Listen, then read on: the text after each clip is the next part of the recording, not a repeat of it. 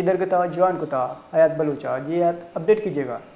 جی دیکھیں جو گزشتہ روز نمائش چورنگی پر دھرنے کے مظاہرین اور پولیس میں تصادم کا جو مقدمہ ہے وہ سولجر بازار تھانے میں درج ہوا ہے. مقدمہ 5 نامزد اور 3 نامعلوم افراد کے خلاف درج کیا گیا ہے. مقدمے میں ہنگامہ آرائی، اقدام قتل، بلوہ، انسداد دہشت گردی اور پولیس پر حملے کے دفعات شامل کی گئی ہیں.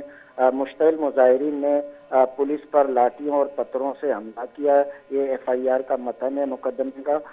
مشتعل مظاہرین نے پولیس پر فائرنگ بھی کی ہے. شرپسندوں نے سب انسپکٹر راجہ خالد سمیت 6 پولیس اہلکاروں کو بھی زخمی کیا تھا. مظاہرین کے پتھراؤ سے پولیس موبائل کو نقصان پہنچا ہے. متعدد موٹر سائیکلیں جلائی گئی.